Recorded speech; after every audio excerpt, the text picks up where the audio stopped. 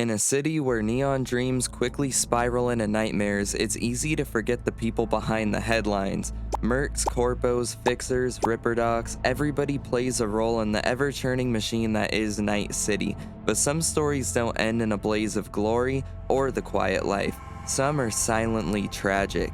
Today we're remembering Evelyn Parker, a name that you might have heard whispered in the halls of Lizzie's bar.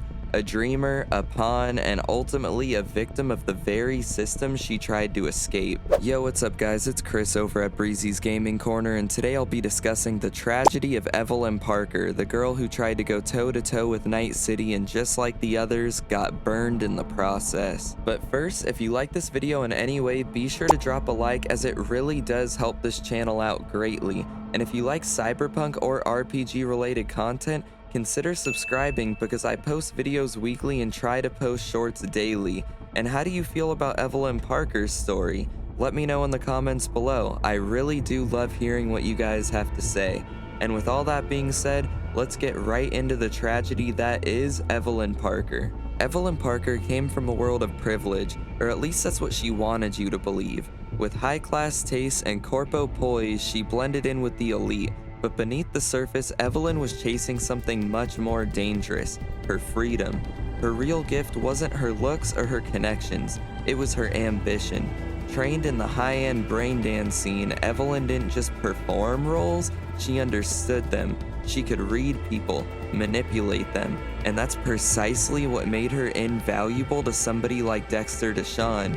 But that same ambition is exactly what put her directly in harm's way. Probably one of the biggest gambles in Evelyn's life came in the form of a risky heist. Evelyn planned to double-cross pretty much everybody, Dexter Deshawn and her employers with the Voodoo Boys, get away with the chip, sell it, and live pretty comfortably for the rest of her life, and she was even willing to give V a higher profit than Dexter Deshawn was offering us. V, do this job for me. I mean me alone. No splitting the payout with anyone else, no middlemen. No Dex. I can offer 50%. Eddie's enough to do whatever the hell you like. Dex isn't the only fixer in town, but my offer's the only one you'll ever get. It was a really smart plan, and Evelyn's a really smart woman, but this is Night City, and sometimes things are just too good to be true. But the heist went wrong, horribly wrong. The head of Arasaka Corporation, Savoru Arasaka, ended up dead, as well as our buddy Jackie Wells. The relic was damaged, and V was left with a ticking time bomb in their head in the form of Johnny Silverhand. And Evelyn? She vanished. While trying to figure out Evelyn's whereabouts, V ends up at a place called Clouds, which was her place of business.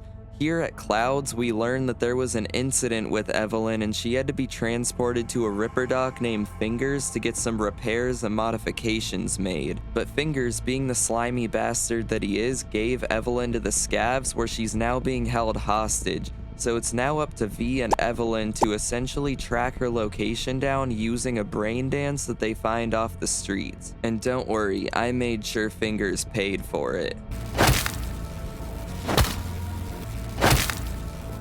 Need air. I'll be outside. Evelyn was sold out, trafficked, used, and broken. By the time Judy and V found her, Evelyn was a ghost of who she had been. Drugged, traumatized, and no longer able to speak. And yet there she was, somewhere behind those eyes, trying to fight back. Judy took her in. She tried to give her some semblance of peace.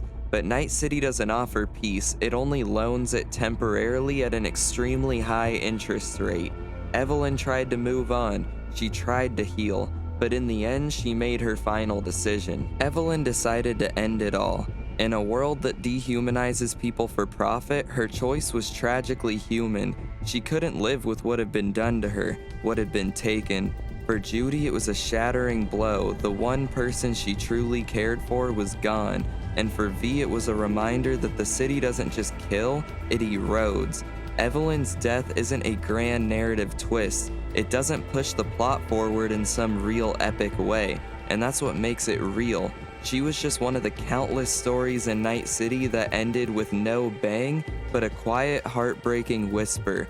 And yet her memory lives on through Judy, through the choices V can make, and through the players who remember her not just as another femme fatale, but as a fully realized, deeply broken, painfully human character. In Cyberpunk 2077, Evelyn Parker's story is easy to miss or dismiss. She's not a main questline hero. She's not a powerful fixer. She was just somebody trying to escape just like everybody else. But her fall from grace is a reminder of what's at stake in Night City. Not just Eddie's, not just power, but the right to be someone. Evelyn wanted to write her own story, but in the end, she was consumed by everybody else's. Let's just hope that Evelyn Parker rests in peace. She deserved better. And to the rest of us, be careful of who you trust. This is Night City after all. If you made it this far, I just want you to know I greatly appreciate you watching the video. If you enjoyed it in any way, please drop a like as it greatly helps out this channel a ton. And if you like Cyberpunk or RPG related content, be sure to hit the subscribe button because I do post videos weekly and shorts daily. Next week, I plan to transition into Fallout New Vegas, so if that's your type of thing, definitely stick around because there's gonna be more of that in the coming weeks.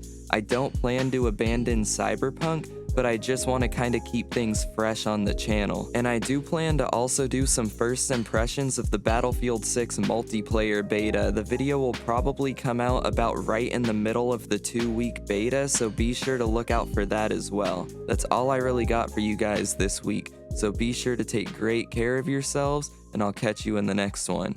Peace.